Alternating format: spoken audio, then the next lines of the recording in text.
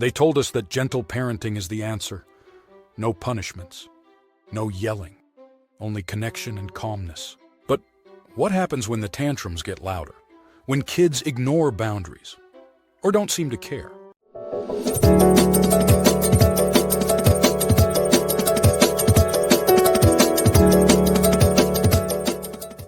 This video is not a takedown. This is a breakdown, a psychological dissection of why gentle parenting almost never works in real life, and the hidden damage it may be causing if done wrong. Part 1. The promise of gentle parenting. Gentle parenting emerged from the marriage of attachment theory and trauma-informed education. Its core message? Respect the child as a whole person. Dr. Bowlby's attachment theory assumes that emotional security early in life builds resilience and self-regulation later.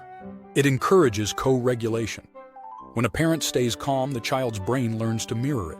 Add in the tools of positive discipline, like redirection, validation, and natural consequences, and you have what sounds like the most loving way to raise a child. But theory meets friction. Part 2. Where it cracks. Here's the first crack. Gentle parenting assumes the adult is already emotionally regulated, but most of us are not. The parent must be the regulating other, a concept from developmental psychology. But under stress, lack of sleep, or unresolved trauma, we default to reactive parenting. Fight, flight, freeze, or fawn. Even when parents sound calm, kids sense doubt, and inconsistency becomes a pattern they exploit, not out of malice, but survival. This is how the technique fails. Validate the feeling is powerful, but only when paired with action. Without a follow-up boundary, the child doesn't learn containment, only expression. A child screaming, "I want candy," doesn't need a TED Talk on emotions. They need a clear line. No means no, and I still love you. Part 3. Why kids push boundaries and need them. Children are wired to test boundaries, not because they're bad, but because they're building a mental map of safety. The prefrontal cortex, responsible for reasoning, isn't fully developed until the mid-20s. Kids rely on external inputs to scaffold their emotional world. No structure leads to anxiety, not freedom. When boundaries wobble, kids don't feel safe.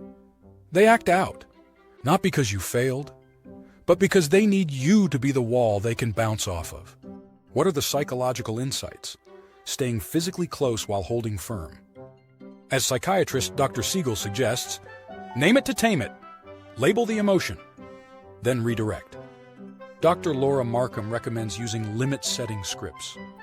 I see you're upset. You can be mad, but I won't let you hit. Let's breathe together. But if these steps aren't consistent, children will push until the wall gives in. Part 4. When it backfires.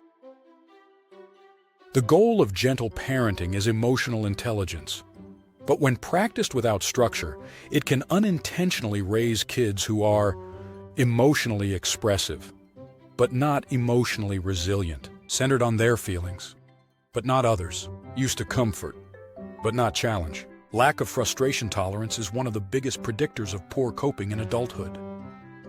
Kids raised with overly flexible rules may develop low distress tolerance, entitlement, difficulty with authority, weak internal boundaries. In trying to heal trauma, some parents raise kids unprepared for discomfort. Life hits, and they don't know how to stay standing. Real-life consequence? If every feeling is valid, but no behavior is ever checked, we raise kids who believe their emotion justifies their action. Part 5. What actually works? The answer isn't swinging back to yelling or punishments. We could reconsider what psychology has long shown to be effective: authoritative parenting. The psychology states that authoritative parenting leads to high warmth plus high control. These kids show the best outcomes in self-esteem, academic success, emotional regulation, and social responsibility. In practice, this means be calm, but be clear. Be loving, but be firm. Be available, but not a doormat. In fact, there are tools to blend into gentle parenting. If-then choices gives the child agency within boundaries. For example, if you brush your teeth now, then we'll have time for a bedtime story. Natural consequences. No forced punishment, just cause and effect. Meaning, if you don't wear your jacket, you'll feel cold.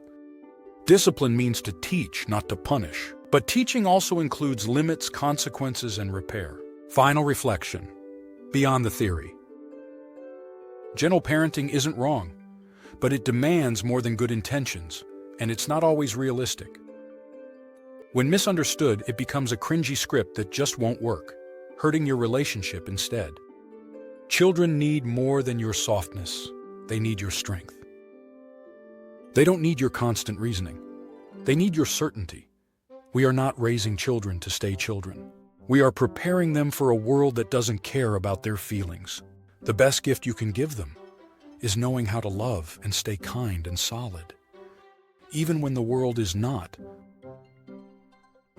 This is Thinkstronaut, where psychology meets real life. Every week, new questions to awaken your mind. Subscribe, reflect, think deeper.